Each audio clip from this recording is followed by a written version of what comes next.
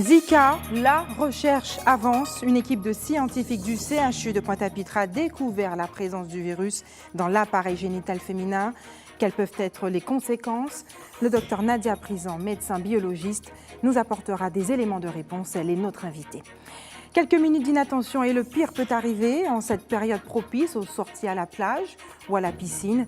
Nous avons souhaité vous livrer des conseils pour éviter les dangers de la baignade. Le reportage de Linda Kayarsi dans un instant.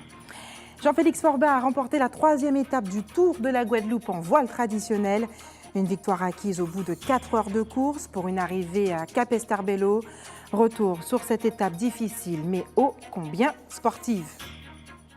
Bonsoir, je suis très heureuse de vous retrouver. Voilà une pratique vieille comme le monde qui pourrait bientôt disparaître, interdite déjà dans 23 pays d'Europe. La fessée sera probablement bannie en France également. L'Assemblée nationale a voté le 2 juillet dernier contre tout recours aux violences corporelles des parents. Faut-il l'interdire? Karen Diamin a cherché à savoir ce que vous en pensiez. Le 2 juillet dernier, l'Assemblée nationale a voté contre tout recours aux violences corporelles des parents envers les enfants, ce qui englobe la petite claque, tirer les oreilles ou encore la fessée. Une décision qui semble diviser l'opinion publique. Bon, l'interdire, ça dépend. Moi, je pense que l'interdire totalement, non, parce que maintenant, dans le contexte actuel, de temps en temps, quand même, il faut une petite fessée, parce que là, si on laisse aller comme ça, les jeunes, déjà. La fessée, ça ne règle pas le problème, mais de temps en temps, je trouve que les parents devraient donner quand même une petite tape. Parce que tout le monde est passé par là. Hein. Moi, je suis passé par là, je ne vais pas mentir, et non, je ne suis pas contre. Non, je suis pas contre, voilà. On fait ce qu'on veut avec nos enfants. Après, il y a la maltraitance. On ne parle pas de maltraitance, on parle de fessée. Donc, si on considère que notre enfant il a fait des choses qu'il ne faut pas, il y a fessée. Moi, 2-3 tapes, ça a tué personne. Moi, ça ne m'a pas tué, je suis debout là et je vous parle. Perso, j'en ai pris et ça m'a servi, donc faut pas abuser. Pas abuser, mais je pense que ça peut être utile. Dans certaines situations, une bonne fessée, ça fait pas de mal. La fessée, on l'a eu et aujourd'hui, on est pas mal heureux, on est bien éduqués et il y a différence entre fessée et fessée. Donc mes enfants, ils s'en prennent une de temps en temps quand ils le méritent. Il ne faut pas non plus exagérer en tant que parent. Et voilà, ça tue personne. Donc il ne faut pas non plus pousser les choses trop à l'extrême. Mais du côté des professionnels, c'est un autre discours qui est mis en avant. Moi, je considère que lorsqu'on a recours à la fessée, c'est qu'on est déjà dans une logique de la violence, d'une part. Et je pense aussi que la fessée inscrit fatalement une relation de domineur à dominer. Et on n'est évidemment pas dans une co-construction, ce qui est l'apanage de tout système éducatif. Je pense qu'on est en échec de quelque chose, on est en rupture d'une communication quelconque par ailleurs. La fessée intervient en dernier recours, c'est-à-dire que pour signer quelque chose et qui souvent se déroule de façon impulsive. Donc je pense qu'avant de penser à la fessée, il faut peut-être entrevoir ce qui n'a pas fonctionné, ce qu'on n'a pas bien compris ou ce qui n'a pas été mis en place. Et des fois, il faut le faire de façon assez anticipée. Votée le 2 juillet dernier, cette mesure n'aura aucune incidence sur le plan judiciaire en cas de violation, mais nécessitera tout de même un suivi professionnel. Samedi dernier, un enfant de 8 ans a failli laisser la vie à la piscine communale de l'autre bord du Moule. Fort heureusement, les maîtres nageurs ont pu le récupérer et le réanimer. Comment éviter que des vacances bien méritées ne se transforment en drame? Reportage Linda Kayarsi. La piscine, un lieu de détente et d'amusement, qui fait aussi bien la joie des petits et des plus grands. Pour que le bain reste une partie de plaisir et ne devienne pas un danger, quelques règles sont à respecter. Moins de 8 ans, il faut qu'il vienne avec son parent, d'accord? Il soit dans l'eau avec le parent. Donc le parent vient, nous demande où est-ce qu'il doit, dans quel bassin il doit aller en fait, pour pouvoir s'amuser, se baigner ou quel que soit ce qu'il veut faire. Et là, on l'oriente. Il y a aussi le côté où le parent arrive, il confie son enfant qui a déjà plus que 8 ans. Il confie son enfant en se disant « je ne suis pas loin, je suis dans les gradins ». Il n'a pas le droit de partir, de le laisser. Il est dans les gradins. Donc s'il y a un souci, on peut l'appeler, toujours l'appeler. Puis lui, il voit aussi, il a le côté visuel. Le risque majeur est bien sûr la noyade. Un enfant, même accompagné, ne doit pas rester sans surveillance. Rien ne remplace la vigilance des parents, y compris dans les piscines communales. Nous sommes sur le bord du bassin pour assurer la surveillance. Et ce gamin-là, ben on lui dit où est-ce qu'il doit rester, où est-ce qu'il doit s'amuser, où est-ce qu'il doit se positionner. Et aussi, on le rappelle à l'autre s'il y a un petit souci concernant la sécurité ou qu'il fait des choses qu'il ne doit pas. Souvent, quand les jeunes du quartier viennent ils ont 12 ans, 13, 14 ans, c'est un âge un petit peu où on a envie d'aller vers l'interdit, de faire des choses qu'on ne sait pas vraiment faire. Donc nous, on a une petite astuce, c'est-à-dire que quand ils arrivent, on leur demande de transiter par le bassin d'apprentissage qui va jusqu'à 1,20 m de profondeur. Et on leur demande de faire un aller-retour, au moins pour voir s'ils sont capables de faire cet aller-retour sans s'arrêter déjà. Donc à partir de là, on peut dire tu peux y aller ou tu ne peux pas y aller, ou si tu y vas, on te surveille, tu es dans telle zone. Pour sécuriser la baignade, apprendre à nager le plus tôt possible est un bon début. Mais attention, pas d'excès de confiance, ni même un relâchement de la vigilance. Même si l'enfant se débrouille, même si il faut être avec lui, il faut le surveiller. Il peut, au-delà je sais pas moi, de perdre pied, de boire de l'eau, etc., il peut aussi faire un malaise, l'enfant. Il peut avoir un souci autre. Et ce qui est important et qui est idéal aussi, c'est d'avoir le maillot. Quand le parent a le maillot qu'il est à côté, c'est parfait. Ça veut dire qu'il peut entrer dans l'eau à tout moment, il peut accompagner, il peut intervenir rapidement, et puis c'est plus rigolo pour le gamin. La vigilance, maître mot d'une baignade sécurisée en piscine, publique ou domestique. Autre défi pendant cette période, la sécurité routière en Guyane. Une action de sensibilisation a été menée par les Guyane Bikers. L'occasion pour chacun de revoir sa conduite. Elsa Gonzalez. 3 points en moins sur le permis et 90 € d'amende. La note est salée pour les utilisateurs du téléphone au volant. Cet après-midi au Robert, une dizaine de gendarmes motorisés ont mis en place un dispositif contre ce phénomène, très dangereux pour les usagers. Dans les statistiques, il y a 3 fois plus de chances d'avoir un accident quand on est en train d'user son téléphone portable. Donc quand on est en train de l'utiliser, tout simplement parce qu'on n'est pas à ce qu'on fait. On ne regarde pas la route, on est dans une bulle avec la conversation. On n'est pas vraiment, son attention n'est pas portée sur la conduite. La stratégie est rodée. Plusieurs véhicules banalisés font du repérage avant de rediriger l'auteur de l'infraction quelques kilomètres plus loin, où des agents l'attendent déjà.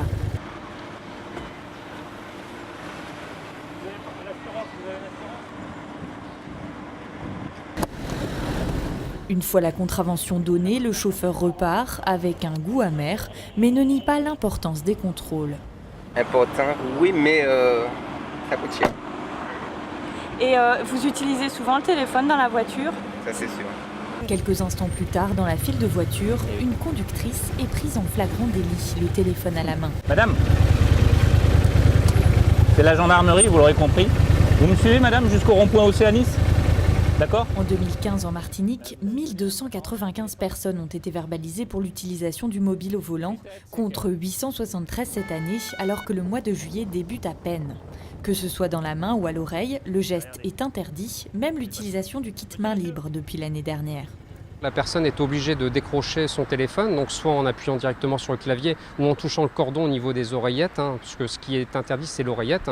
Donc ne reste plus qu'autoriser le kit Bluetooth qui est directement intégré dans le véhicule et pour lequel le conducteur n'a besoin de faire aucune manipulation. Chaque semaine, la brigade sillonne les routes pour stopper diverses infractions. Alcoolémie, excès de vitesse, non-port de la ceinture, des gestes qui ont coûté la vie à 9 automobilistes l'an dernier en Martinique. Et vous l'avez bien compris, il s'agissait d'un reportage de nos confrères d'ATV Martinique sur la sécurité routière.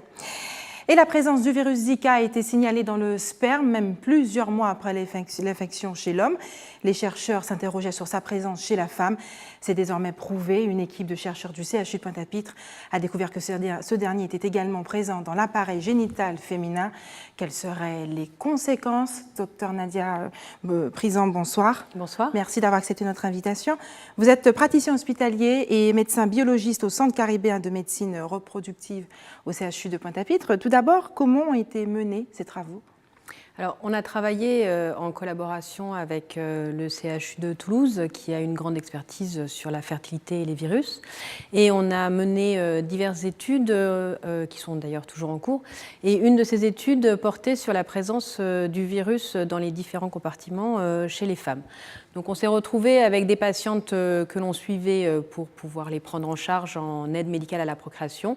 Et donc chez ces patientes, nous avons eu des patientes qui se sont signalées signalée comme porteuse du virus, comme ayant les signes. Et donc nous avons fait des prélèvements et ces prélèvements sont revenus positifs. Quelles sont les conséquences de cette découverte, de cette présence du virus dans l'appareil génital féminin? Alors, pour l'instant, on ne sait pas vraiment ce à quoi ça peut mener. La question qui se pose, c'est est-ce que la transmission du virus peut être donc sexuelle entre une femme et ses partenaires? Est-ce que la transmission du virus au fœtus peut arriver de façon verticale, en passant depuis le vagin vers l'utérus, quand la mère porte le fœtus? Ou bien est-ce que cette transmission se fait au travers du sang? Ça, ce sont des questions qui sont encore en train d'être explorées. Je crois que vous avez une autre inquiétude également, c'est sur la durée de la présence de ce virus dans l'appareil génital, qui pourrait laisser entendre qu'une femme qui a contracté justement le virus Zika pourrait devenir un porteur chronique, c'est bien ça?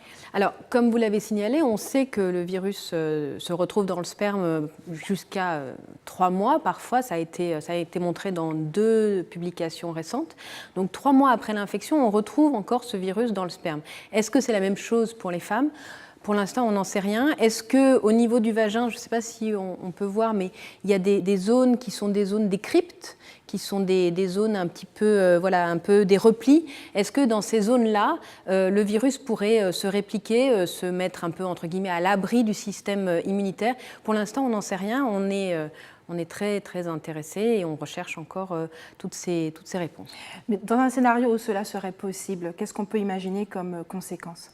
Alors, je préfère ne pas rentrer dans des scénarios catastrophes parce que faire pour une femme qui porte le Zika de façon chronique en ayant l'âge de procréer? Qu'est-ce qui se passerait si effectivement elle est enceinte et que ce virus reste dans son organisme plus longtemps que prévu? Pour l'instant, vraiment, on n'en sait rien et les questions restent posées. Qu'est-ce que cette découverte va changer finalement pour le domaine médical? Alors, en ce qui concerne nos patientes, ce qui est intéressant de savoir, c'est combien de temps ce virus va rester dans le vagin. C'est vraiment la question, parce que, comme vous l'avez dit au début, notre équipe est une équipe de médecine de la reproduction. Nous cherchons à aider les femmes à être enceintes. Actuellement, les directives de l'Agence de la biomédecine ne nous le permettent plus depuis que l'épidémie est en cours. Depuis le mois de février, nous avons dû arrêter notre activité d'aide médicale à la procréation. Et donc, la question, c'est quand pourrons-nous recommencer? Quand est-ce qu'une femme, une fois qu'elle a fait son Zika, pourra enfin démarrer une grossesse en sécurité? Finalement, c'est un signal fort qui a été lancé par le gouvernement que d'interdire cette possibilité. Faut-il s'inquiéter? Alors, s'inquiéter, je ne sais pas. On a toutes les informations qui mènent vers des anomalies de façon... des infections du virus au niveau des fœtus qui peuvent mener à des anomalies en particulier neurologiques, comme on en a beaucoup parlé, les microcéphalies, donc un défaut du développement du cerveau du nouveau-né. Est-ce que les femmes prennent la décision de repousser leur grossesse pour éviter ces risques? Chacun est libre de le choisir. C'est vrai que dans le cadre de la médecine de la reproduction, dans le cadre où la prise en charge est faite par des médecins, une prise en charge remboursée à 100% par la sécurité sociale, il est quelque part normal que l'État prenne ses responsabilités. Aujourd'hui, combien de femmes en Guadeloupe sont concernées par les cas de femmes enceintes? Alors, de femmes enceintes, pour l'instant, je ne sais pas. Je pense qu'on est autour d'une quinzaine de cas, sans vouloir m'avancer, de femmes enceintes qui ont déjà contracté le Zika. Quels sont les conseils préconisés justement pour les femmes enceintes en ce moment qui n'ont pas encore le Zika? Alors, bien sûr, protégez-vous, mettez des vêtements de couleur claire, longs. Ne sortez pas tôt le matin ou vers la fin de journée quand les moustiques tigres sont les plus féroces. Mettez des répulsifs qui soient adaptés à ces moustiques. Et puis, n'oubliez pas surtout que cette maladie peut être sexuellement transmissible. On l'a retrouvée, je le dis encore, dans le sperme. C'est une maladie qui n'est pas symptomatique dans la plupart des cas. 80% des patients sont porteurs du Zika, ont le Zika sans le savoir. Seulement 20% des patients vont avoir des symptômes, une grosse grippe, et qui n'est pas très caractéristique. On a tous eu des grosses grippes dans les derniers mois. Docteur, vous avez un discours plutôt finalement rassurant concernant le Zika. Je crois que vous êtes plutôt aussi confiante concernant les femmes qui sont en attente justement de pouvoir procréer bientôt. Alors, et qui dépendent de votre service? Confiante, je ne sais pas. En tout cas, on est allé arracher, entre guillemets, une autorisation de faire de la vitrification ovocytaire auprès de l'agence de biomédecine. Nos patientes qui sont donc en attente, qui sont obligées d'attendre, obligées de décaler leur projet de grossesse, on peut leur proposer de mettre, quand le cas le nécessite, leurs ovocytes entre guillemets en banque, de façon à ce que les chances de grossesse après l'épidémie soient maintenues. Merci, docteur, d'avoir accepté de répondre à nos questions ce soir. Les grandes vacances, c'est aussi l'occasion pour les Antillais installés dans l'Hexagone de revenir chez eux pour se ressourcer. Parmi eux, les fonctionnaires titulaires qui viennent en congé bonifié. Ce régime particulier créé en 1978 est de plus en plus difficile à obtenir. On regarde le reportage de nos confrères d'ATV Martinique. Elle est un peu, pas trop avec la pluie d'hier soir. On fera avec. Qu'importe les nuages menaçants, Laurent a toujours le même rituel une fois de retour au pays. Un bain de mer. La mer, c'est très important quand on passe des années là-bas. Et il y a une mer en métropole, mais ça n'a rien à voir avec la mer des Antilles.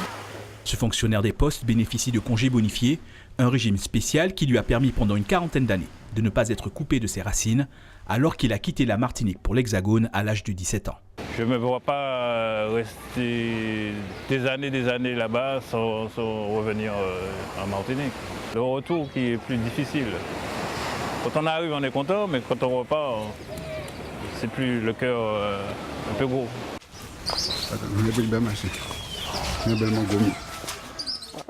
Comme Laurent, Teddy a lui aussi des congés bonifiés. C'est la deuxième fois qu'il en profite. Et cette année, il a ramené 16 enfants afin qu'ils retrouvent leurs grands-parents, oncles, tantes et cousins. Un voyage que ce père de famille aurait eu du mal à entreprendre sans les congés bonifiés. Le voyage est pris en charge, les billets d'avion sont pris en charge pour toute ma famille. Quelque chose que tout le monde ne peut pas le faire. Un cas comme moi, avec 2 enfants, on est 4 dans la famille, c'est à peu près 4 000 € pour descendre aux Antilles.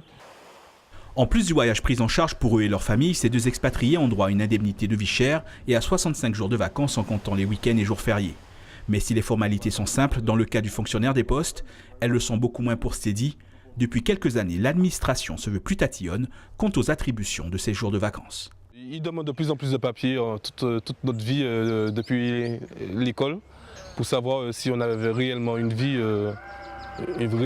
en Martinique. Et tous les 3 ans, oui, ils redemandent des papiers, des différents papiers. Je pense que c'est pour décourager et il y a eu beaucoup de fraudes aussi pour les bonifier. Malgré toutes ces contraintes, Teddy est bien décidé à profiter de ce régime tant qu'il perdure. Laurent, quant à lui, est proche de la retraite. C'est la dernière fois qu'il en bénéficie avant de s'installer définitivement en Martinique. Et la Guadeloupe accueille le 52e congrès international de la Caribbean Food Crops Society. Près de 300 chercheurs venus du monde entier sont au gosier en ce moment pour se pencher sur la délicate question de l'avenir de l'agriculture dans la Caraïbe. Parmi ces derniers, le docteur Henri Joseph. Il a présenté son célèbre Remède Rasier, un produit agroécologique. Isabelle Hameau. L'expérience phytobocase sans pesticides a été démontrée aujourd'hui par le docteur Henri Joseph. En prenant pour exemple son herbe à pic, une plante amère qui se défend toute seule, il a mis en avant sa méthode 100% agroécologique, celle d'utiliser une plante accumulatrice d'azote. Je leur ai montré qu'on utilise une plante qu'on appelle l'Arachis pintoi, c'est une petite sœur des pistaches, et en fait qui couvre le sol. Le côté écologique, c'est que l'azote est fabriqué dans les racines de cette petite pistache. Et comment ça marche? C'est qu'il y a des bactéries qui vont parasiter les racines, mais en symbiose, c'est-à-dire des choses qui vont être utiles. Alors comment ça se passe? C'est que comme la bactérie est dans le sol, il ne voit pas la lumière. Et comme il ne voit pas la lumière, il ne peut pas fabriquer du sucre. Parce que les plantes fabriquent du sucre par le biais de la photosynthèse grâce à la lumière.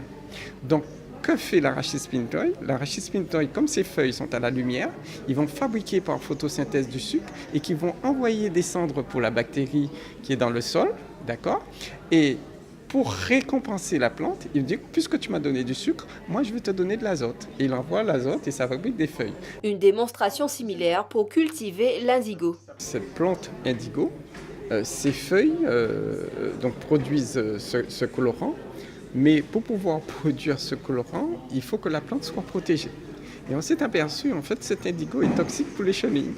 Et que les chenilles qui viennent manger les feuilles, en fait, sont momifiées.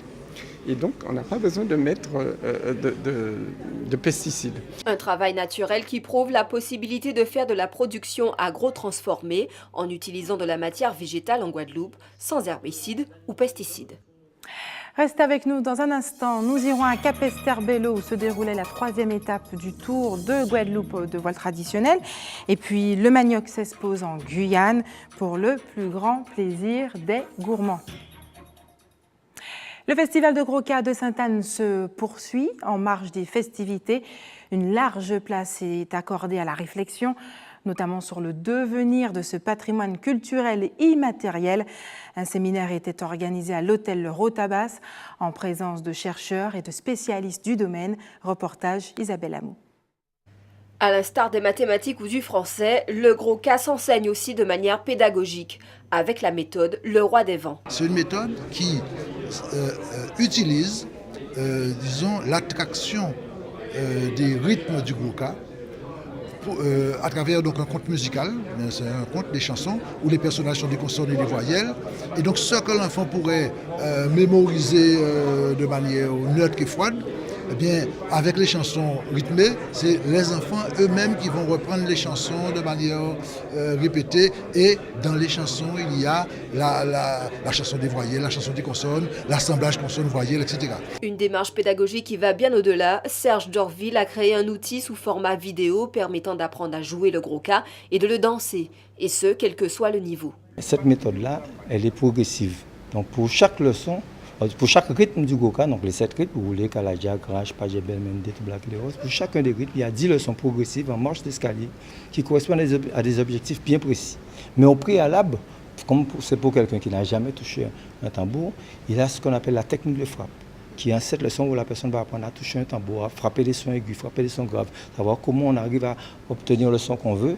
Et à partir de ça, maintenant, il y a des béquilles. Il y a des béquilles dans la méthode telles que les phrases rythmiques. La phrase rythmique qui permet de mémoriser le rythme même à tout moment. Ça veut dire une phrase rythmique comme pour retenir le roulé, ça va être goudou, dagada. Et en chantant ça, on a le rythme. Ça va être goudou, dagada, goudou. Puis après, on a chanté le rythme. Et tous les exercices de la méthode sont toujours accompagnés du rythme pour lui permettre de s'imprégner de ce rythme-là. Et tous les exercices progressifs qu'il y a sont toujours associés au rythme. Apprendre les variantes, le marquage et la danse et adapter son apprentissage en fonction du niveau, c'est ce que démontre Serge Dorville. C'est vraiment le b.a.-ba, mais pour ce qui concerne la partie traditionnelle du Gros-Cas, ça veut dire rentrer dans la ronde, ça veut dire comment je vais rentrer dans la ronde, qu'est-ce que je dois faire, qu'est-ce que je ne dois pas faire. Apprendre qu'il y a des pas de base, qu'il y a des pas de déboulé ou d'improvisation, il y a la reprise, qui sont des choses obligatoires à faire quand on est dans une ronde de l'Héros. Et tout ça, on apprend ça dans la méthode vidéo-cas. Des DVD faciles à se procurer au Festival du Gros-Cas. Il est considéré comme l'un des précurseurs de la musique hip-hop en Guadeloupe. Après quelques apparitions, il revient sur scène. Le rappeur Stargy sera demain soir au Petit New York à Gosier en showcase. Stargy, bonsoir. Bonsoir. Merci d'avoir accepté notre invitation. Alors je l'ai dit, vous serez demain soir au Petit New York au Gosier pour un showcase. Vous êtes en quelque sorte le parrain du hip-hop créole. Tout d'abord, est-ce que vous pouvez nous expliquer ce qu'est l'esprit hip-hop ? Alors déjà, bonsoir et merci de m'accueillir. Un gros big up à ATV. Alors, l'esprit hip-hop, le hip-hop a été... si une phrase peut résumer ce que c'est que l'esprit hip-hop, c'est transformer l'énergie négative en énergie positive. C'est vraiment ça. Le hip-hop a été inventé par des personnes qui vivent dans des conditions précaires. On appelle ça les ghettos du Bronx, par des gens issus de la Jamaïque, et qui, avec les maigres moyens qu'ils avaient, c'était l'époque où en fait l'éducation nationale avait arrêté les programmes qui permettaient aux enfants d'apprendre à jouer d'un instrument. Donc ils ont dû apprendre à faire avec ce qu'ils avaient, des platines, vinyles, apprendre à écouter la musique, à la mettre en boucle, apprendre à kicker dessus, à rapper dessus, et ça a donné le hip-hop, quoi. 5 disciplines, danser, chanter, beatboxer, DJ et graffer. Voilà. Stargy, comment vous êtes tombé amoureux du hip-hop ? Le hip-hop est arrivé au moment où j'étais adolescent, donc c'est le moment où tu es rebelle. Et le hip-hop représentait ça, il représentait cette voix, cette liberté. Pour moi, ma définition du hip-hop, c'est la liberté. C'est pouvoir dire ce que tu veux, comme tu veux. C'est pour ça qu'il y a toujours un conflit entre le hip-hop de la nouvelle génération, le hip-hop de l'ancienne génération. Moi, je n'ai aucun conflit avec ça, parce que le hip-hop, c'est la liberté. Tu fais ce que tu veux, et si on doit te demander quelque chose, c'est d'être authentique. Il y a eu des rencontres décisives, je crois. Dans mon parcours, j'ai rencontré Exos, Metkakula et BBG. Et l'anecdote, c'était que j'étais en cours de français et le prof de français a demandé d'écrire un poème. Donc moi, j'avais écrit un truc dans la pure tradition de la littérature française. Et je vois un chabin à lunettes, mec Zolette, qui écrit un texte où il dénonce les trucs de la société. J'ai fait « What? C'est qui ce gars-là » Et là, on est devenus amis depuis. Ça a donné Starji, Exos, Karaoke Raku. Vous l'avez plus ou moins dit, hein, le hip-hop qui était dans les ghettos américains se voulait plutôt revendicatif. On dénonçait la révolte, on appelait en tout cas des fois la révolte face à une Amérique raciste. Hein. Votre plume, qu'est-ce qu'elle reflète? Alors, le hip-hop t'apprend à être toi-même. Le hip-hop t'apprend à être toi-même. Et qu'est-ce que je suis? Je suis un Guadeloupéen. Un Guadeloupéen né à l'étranger, je suis né en France. Et mon hip-hop représente la Guadeloupe. Et plus précisément, dans l'album Mettre l'école hip-hop créole, dont je fête les 5 ans demain, donc c'est pour les 5 ans de l'album qui est sorti en 2011, il y a un titre qui s'appelle La Pointe. Et La Pointe, c'est l'endroit où mon arrière-grand-père a grandi, ma grand-mère, mon grand-père, mes parents et moi-même. Et donc encore représenter La Pointe, quoi. Starji, votre musique finalement est un miroir de la société guadeloupéenne. De quoi parlez-vous? Quels sont vos thèmes de prédilection? Miroir, c'est exactement ça. MC Solar avait dit un jour, nous sommes les photographes de l'ère du temps. Et on prend des photos sans juger, mais on prend vraiment des photos. Et c'est La Pointe qui est en train de... Je me souviens de l'époque où tu pouvais dormir avec les fenêtres ouvertes. Et aujourd'hui, c'est La Pointe avec le crack, l'herbe, avec l'herbe qui arrive dans les collèges, des enfants de 6e qui fument de l'herbe, l'alcool. Et en fait, une société qui se drogue pour oublier une situation. Une société qui se drogue. C'est pour ça qu'encore une fois, il ne s'agit pas de juger, de dire « Oh, le méchant, c'est lui. Oh, tous ces jeunes dans la rue avec leurs boosters sans frein, sans phare. » En fait, non. Parce que si les adultes leur proposent des réponses, une chose que je sais de par mon métier d'enseignant, c'est qu'un enfant, peu importe sa position, sa situation, tout ce qu'il demande, c'est « aide-moi ». Et c'est aux adultes de proposer une solution à cette jeunesse, 50% de chômage chez les moins de 25 ans. Et nous, c'est ce qu'on montre. Et cette jeunesse, elle a plein d'énergie. D'ailleurs, un gros big up à un frère que j'accompagne, Drex, dont j'organise le concert le 2 août à la salle Robert Loison. Un gros big up. Et cette jeunesse, elle est là, elle a soif. Et il faut la nourrir. Et si on ne la nourrit pas, elle sera nourrie d'autres choses. Starji, on regarde ensemble un court extrait de La Pointe, justement. Merci.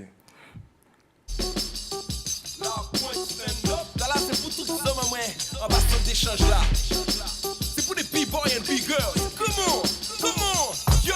La pointe, la pointe, la pointe, la pointe, la pointe, la pointe, la pointe, la pointe. C'est les yeux, mouvement là, c'est les nids. Vibe là, c'est les yeux, mouvement là, la pointe. Si vous voulez béton au soleil, si nos bols coulaient, si votre groseille, c'est que ça toutes les. Passe business, la salle, la pointe. La pointe, c'est poussière chalet. Mais moi, aimé quand c'est moi, parce que vous tellement bien. En bas la moi à casse, incognito, boug, papa en gaz. Ma carrette la même, boug, Mortenol, Loricis, place la victoire. Carénage, Washington, la croix.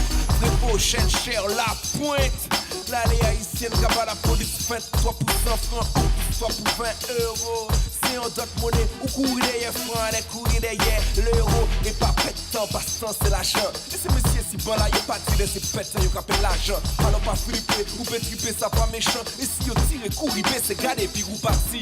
La pointe, la pointe, la pointe, la pointe, la pointe, la pointe, la pointe. Starji, dans cette vidéo, on reconnaît certains artistes. Amiralty, Exos, vos acolytes, Doubsis également.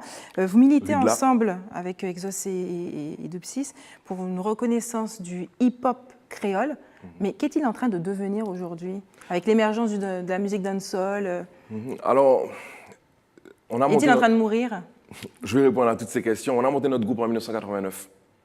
Donc dire que, bon, voilà, ça fait plus de 25 ans. Et une chose dont je me suis rendu compte, c'est qu'en 89, on était 30 dans mon groupe. En 91, on était 9. Et en 94, on était 2, Starji et Exos. Pourquoi? Parce que le raga était arrivé. Avec You Demon, Who Data Come. Et quand c'est arrivé, tous ceux qui étaient dans le rap sont passés dans le dancehall. Ensuite, quand Boss est arrivé, tout le monde est revenu dans le rap. Fokli, oui. La Horde Noire, Mila Sakabai, dont Exos, Metkakula a fait la musique. Et donc, en fait, ça a toujours eu des cycles comme ça entre le rap. Et en ce moment, c'est le trap qui fonctionne. Et tous les chanteurs de dancehall ont commencé à rapper sur du trap. Et c'est le cycle éternel. Donc j'invite tous les beatmakers à revenir au dancehall, ça va revenir de toutes les façons. Et nous, en fait, c'est quoi? Le hip-hop t'apprend à être toi-même. Et ce que je suis zouk, je suis compas, je suis gros cas. Et le hip-hop, c'est une musique d'afro-descendants. Je me sens hip-hop aussi bien que quelqu'un de Brooklyn. On te dit, ouais, c'est musique américaine. Non, c'est musique à nègre. Et en tant que nègre, on peut faire n'importe quelle musique à nègre. On peut même faire musique à indien blanc, pas ni couleur dans la musique. Donc, de toutes les façons, notre hip-hop, nous, on a décidé avec Exos de l'appeler, c'est pas un hip-hop, c'est de faire une fusion entre les influences du hip-hop et les influences de notre bassin caribéen et de créer une musique qu'on appelle Kako Music. Et Kako Music, c'est un concept qui a été déjà repris par plein de collègues, Dominique Coco, Inès, Jenny et d'autres. Et c'est ça en fait. Si vous allez sur les sites Bandcamp, donc si on va sur Internet, tapez stargee1.bandcamp.com, vous allez retrouver plein de morceaux sur Cacophonie, Beatmaker, Exos, mettre Kako là, vous tapez sur Google, ou vous me checkez sur Facebook, quoi. Mais est-ce que le hip-hop créole finalement n'est pas en perte de vitesse? Et pour se fondre? Mais le hip-hop se transforme. Encore une fois, on en est au même principe, c'est transformer l'énergie négative en énergie positive. Quand je vois des artistes comme Drex, comme Pond de Mike, comme Warped, comme T-Kemji, Kalash n'est plus sur des musiques instrumentales de dancehall, il est sur des musiques instrumentales que le hip-hop a inventées. Le hip-hop ne meurt pas. Non mais tant que je suis vivant, le hip-hop est vivant. Stargee, le talent d'un rappeur se mesure à la qualité de ses rimes, de sa virtuosité, à travers un exercice périlleux, connu, le freestyle. À quoi doivent s'attendre le public demain soir au Petit New York à Gosier? Alors, demain, c'est un show hip-hop dans la pure tradition. J'ai cru que tu allais me demander un freestyle, en fait. Je veux un freestyle. Ah, tu veux un freestyle, c'est ça? Alors, je réponds demain, mercredi 13 juillet au Petit New York. C'est un show hip-hop dans la pure tradition hip-hop. Un DJ, The Dose, qui m'accompagne depuis un moment maintenant, et moi au micro. Il n'y aura pas d'invité, donc ne soyez pas déçus à l'avance. Il n'y aura pas d'invité, il n'y aura que moi. Donc j'ai intérêt à aller avoir le souffle qu'il faut. Et ce sera un show hip-hop dans la pure tradition hip-hop. Et de l'énergie, de la joie. Franchement, vous n'avez pas peur de votre ville. Tu veux le freestyle, en fait, c'est ça? Exactement. C'est simple. Moi, j'ai un texte prévu que je balade partout. Et je vais le faire. Alors, en y chance, ni en douce enfance, dans la douce France. Mon pote coulé à nègre, coulé à souffrance. Pas là pour juger, travail à bondier. Mais à moi, tout ça, c'est une cicatrice du passé. Tout ça, n'est que j'ai passé. Pégeant la serait sassé. Présence sans moi, existence sans moi, en là, t'es à bondier. En cas de tourner la page, mais pas qu'à faire mes livres là. Faut que nous écrivions l'histoire chaque jour qu'on le monde bat. Plus en cas grandi, plus en moins grand ouvert, tout ça n'est que j'ai fait, garder derrière, prier les anciens, alors là qu'a fait associer pour lever. Non, non, faut ensemble, pas confondre moi avec quelques mentimentaires. En vrai, on veut choquer d'esprit un grand homme qu'on grand papa moi. Big up, j'aimerais aussi profiter d'avoir l'antenne pour parler des choses qui se passent aux États-Unis en ce moment. Et je pense qu'en tant qu'artiste, j'ai vu quelqu'un qui le disait, que les artistes ne s'engagent pas. J'aimerais que, j'ai envie de dire, je le dis, c'est peut-être pour peu que le monde entier se rende compte que ce que les médias, Facebook, les réseaux sociaux permettent de voir aujourd'hui, c'est quelque chose qui existe depuis des siècles et des siècles. C'est la situation d'un Occident qui s'est créé sur des conditions de classe et de race qui s'expriment encore en 2016. Et quand quelqu'un me dit « Ah, il faut arrêter de parler de l'esclavage. Ah, il faut arrêter de parler de ça, il faut avancer », bien, on ne pourra pas avancer tant qu'on n'aura pas remis sur la table toutes ces choses-là. Et quand je fais Lumumba, c'est ça, c'est que le combat n'est pas fini. Et qu'il y a encore beaucoup de choses à vomir de ces choses-là. Et que les horreurs que l'on voit maintenant filmées avec les Snapchats, elles sont réelles et elles sont issues de cette histoire. Stargee, merci d'avoir accepté de répondre à nos questions. Les artistes sont également là pour ça, pour dire, pour parler de cette société. Aujourd'hui, c'était la 3e étape du Tour de Guadeloupe en voile traditionnel. Les équipages ont pris le large des côtes de Gourbert pour arriver jusqu'à Capesterre-Belle-Eau. Une étape difficile et sportive. On regarde ensemble le reportage de Patrick Curie. Les organisateurs avaient prévu 3 heures de course pour cette 3e étape, mais c'était sans compter sur les conditions difficiles en mer. Ce matin, les patrons ont dû faire preuve d'habileté et de stratégie pour venir à bout de ce parcours qui ralliait Gourbert à Capesterre-Belle-Eau. Et c'est sans conteste que Jean-Félix Forbin a su tirer son épingle du jeu pour l'emporter après 4 heures et 18 minutes de lutte acharnée. De la sortie de Vieux-Fort, on se rend compte qu'il fallait rester à terre, c'est beaucoup plus favorable. On y va, on essaie de gérer la course comme ça attaque de tous les côtés. Il y a notamment Francis et Claude qui sont vraiment décidés aujourd'hui. Et du coup, on essaie de gérer comme on peut. On ne s'attendait pas à une course facile, on sait que la montagne, c'est jamais simple à gérer. On prend un bon départ, on va à terre dès le début. C'était la tactique à choisir sur le début de course. Sur la fin, il y avait des coups à jouer à l'extérieur. On en a joué 1, 2 même. Ça paye. On revient premier, donc c'est pas mal. Ce Tour de Guadeloupe à la voile attire chaque année une foule de plus en plus nombreuse. Elle a gagné le cœur des Guadeloupéens et compte parmi les priorités de la région Guadeloupe. Aujourd'hui, on a eu une très belle étape, je dirais, d'endurance surtout, parce que je crois que même les organisateurs étaient partis pour 3 heures, on est resté quand même près de 6 heures sur l'eau. On a eu aussi un finish magnifique avec les derniers sprints pour pouvoir passer la bouée. Donc c'est dire que l'étape de Cap-Esser a été une très belle réussite. Je crois quand même qu'il faut saluer la performance de tous ces athlètes parce qu'il faut pouvoir le faire. Tirer sur tous les bords pendant près de 6 heures, rester concentré. Et je suis sûr qu'à bord, ils n'ont pas forcément ce qu'il faut pour se réhydrater en permanence. Donc je leur tire mon chapeau. Classement général, maillot jaune Guillaume Aubert, maillot rouge Claude Tellier, maillot violet Karl Chipotel. Demain, la 4e étape partira de Capesterre-Belle-Eau pour une arrivée à Terre-de-Haut. Et les supporters étaient là également pour encourager leurs équipes. Patrick Curie a rencontré ces irréductibles. Je trouve que l'étape aujourd'hui était bien. Dommage qu'il y ait un petit abat que j'ai entendu, mais je pense que les frères Faubin, ce sont des gens que j'ai toujours supporté. Et puis pour dire que c'est une très belle course, et surtout pour la plage de Roseau et la commune de Capesterre-Belle-Eau, parce que la municipalité a mis les grands moyens afin que ce course soit arrivé ici à Roseau, Capesterre. Non, je n'ai pas de favori. Je regardais le premier, le deuxième, ça, c'est très bien. C'était bien. Oui, c'est bien. Au revoir. Et toi? Moi, que le meilleur gagne. La course en elle-même, j'aime, c'est la course de canot à voile. Alors, je suis venu supporter tout le monde. Celui qui gagne, c'est le meilleur. D'accord, comment est-ce que vous avez trouvé l'étape d'aujourd'hui? Assez dur quand même, parce qu'il n'y avait pas d'assez de vent pour l'équipage. Donc, ça a retardé la course, mais assez dur. On dirait qu'on dit les autres, il y a du dombré, quoi. Je suis un petit peu déçue parce que mon favori, c'est Marcelin Wilbon. Et puis, il y a eu de la casse, donc bon. Je pense que pour ce TGVT, ça va être un petit peu chaud. Sinon, la journée s'est super bien passée, super beau temps, une belle ambiance et puis bon, du monde. Donc là, on a passé un moment agréable avec le petit bout de chou ici présent. Au tout début de la course, il y avait beaucoup de vent et on s'est arrêté à plusieurs endroits pour voir. Donc là, c'est quand ils ont passé la côte, là, que le vent a un peu baissé, mais sinon, il y avait beaucoup de vent. Nous, on supporte tous les équipages de Saint-François, donc Digicel, Café Hermantin, Nomade et les jeunes de l'université. Bon, aujourd'hui, c'était un peu... on a attendu, ils sont arrivés en retard, mais l'essentiel, bon, ils sont arrivés et voilà, pour moi, c'est bien, c'est bien. Mais sinon...